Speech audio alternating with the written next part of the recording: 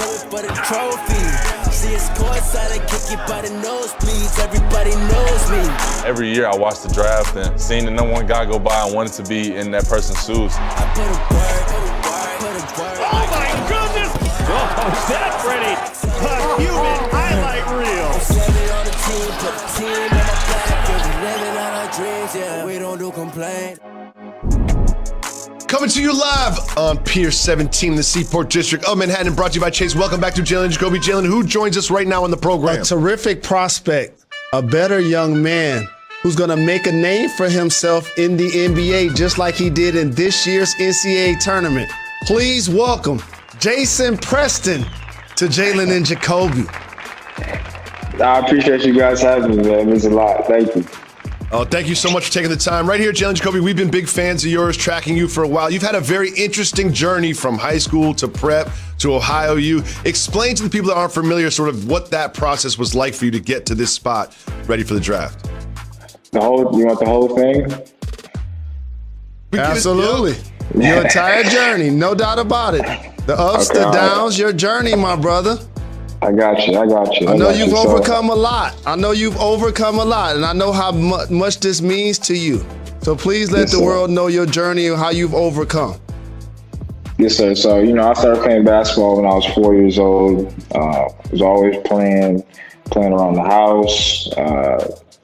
My mom was also, a big basketball junkie. She was one of her family members to move from Jamaica to the States. So I grew up in Orlando, Florida.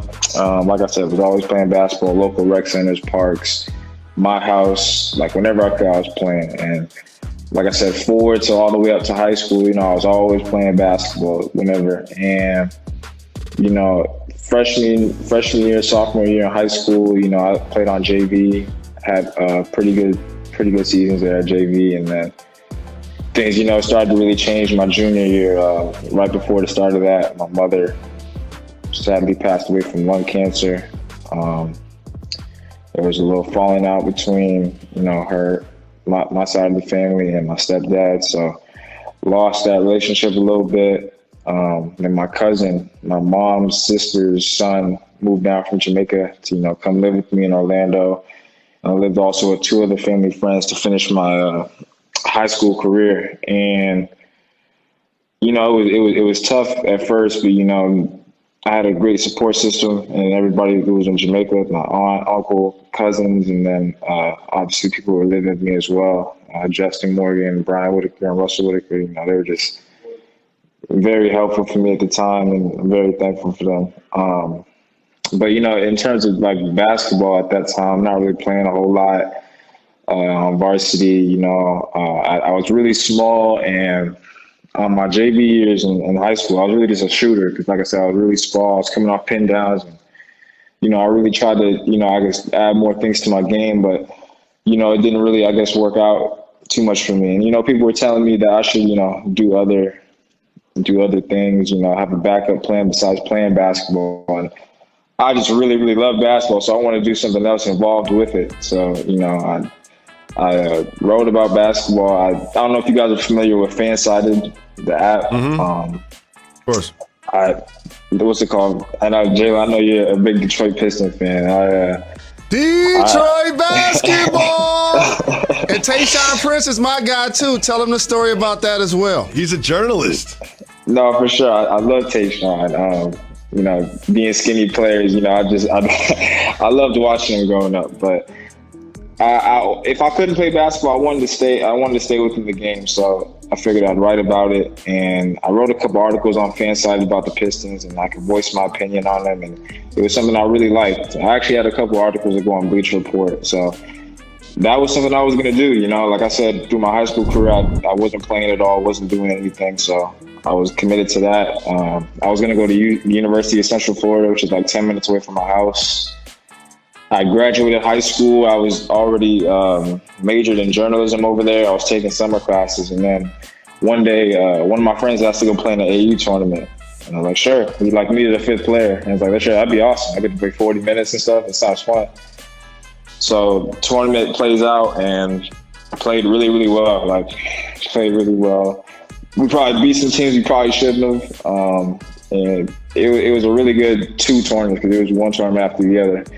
You know, I had some like D2s reaching out to me and some low D1s. In fact, I was this close to going to a D2 in Lincoln Memorial, but a lot of them were talking about redshirting this year and possibly getting on a scholarship next year. Because, you know, at this point, it's like late July. Like the fall semester is about to start in like 2 weeks. So none of them have a lot of scholarships at this point to offer. And a guy recommended I go prep school, basically like a 5th year high school. I ended up following him there, and you know, that was a crazy time in itself. You know, there were about 70 kids there, 5 different teams. I've come to find out that's not like most prep schools, but I ended up bouncing around from team to team. At the end of the year, I eventually made it on the top team. And as that year finished, I realized I didn't have any film of myself, so I decided to, you know, ask for the team iPad on one of our road trips back from a tournament, and I started screen recording all these clips of myself, and then I sent it over to one of my friends, and he puts it all together, makes a little 2-3 minute mix for me. Wow. The Believe Twitter page then posts it, and then I get DMs from Ohio and Longwood, and I ended up taking visits to both, got offers from both, and I ended up choosing Ohio. That's crazy. The Believe page, shout to them as well. Shout to Rob and Troy, who got a podcast on that. So you go to Ohio University and you ball out in the NCAA tournament. What was that experience like for you? No, it was amazing because, you know, coming there my freshman year, we were second to last in the MAC. And me and one of my teammates who I had to my final year at Ohio, Ben Vanderplas, that was something we'd always talk about, you know, just building the program, getting it where it needs to be, you know, back to where it used to be at a Sweet 16 team. And, you know, we were really big on that. So, you know, to fast forward to junior year and for Ohio to get the national recognition, you know, the school deserves, you know, it's really, really humbling and awesome. Well, you're now obviously eligible for the draft, and there's some people have you going late first round, mid first round, maybe second round. Guard. What teams have you been working out for? What teams have shown interest in you? I worked out with 16 teams during this process. It was a long process, and I went to a lot of different cities. It was definitely a dream come true, just seeing the amount of cities I have and going that far out west. Like, I've never been farther than Ohio, so it was an unbelievable experience.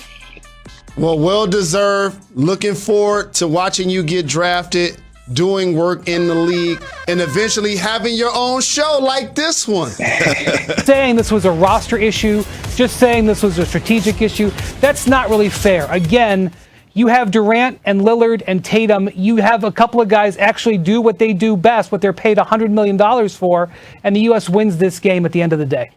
So again, they lose. As Bucci just said, they've never won a gold medal when they've lost a game during the Olympics. The question now is, how will they respond in that next game? Brian Windhorst is in Tokyo. He'll be there the whole time here with us on SportsCenter. Flopped in its first game in Tokyo, falling to France 83-76. France was led by NBA players Evan Fournier and Rudy Gobert. Now, the U.S. got a combined 21 points from Damian Lillard and Kevin Durant. Durant fouled out of the game. The loss is the first for the U.S. men at an Olympics since 2004. The team will look to rebound from today's defeat when it takes on Iran on Wednesday in another pool play game. We now welcome in Brian Windhorst. He is in Tokyo covering Team USA. And I know the players have spoken now after the game. How is this team reacting to this loss? Well, you know, they're not happy about it. You know, Damian Lillard, I think, was sober about it and basically said, when you come play for Team USA, you don't expect something like this to happen. You don't expect to play this way. You don't expect guys who are NBA stars to miss shots and not execute like this. I don't care who you're playing.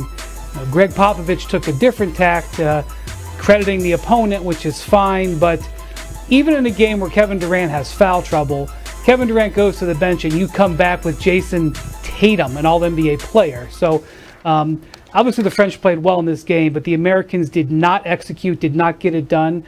And quite frankly, they were just flat out outplayed. It was not because they were tired.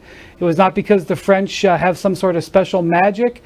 It was because they got out executed. And that is not something we're used to seeing from the national team that is unfortunately becoming more regular over the last couple of years. Yeah, you just look at that imbalance of scoring. Drew Holiday with 18. I mean, he's trying his best to make it happen. Bam Adebayo with 12, but Devin Booker, 4. I mean, there's so many different things that you could point to, but what is the team saying is the biggest area for improvement moving forward as they now have their next game in just a few days? Yeah, so they've got to worry about consistency. They just don't play a consistent game from start to finish. And the reason that's really a problem is because this is a 40-minute game. And I know that they can say that and they can re-emphasize it over and over. But when you're used to a 48-minute game, you can sometimes let your guard down on defense to give up a possession here or there. You just can't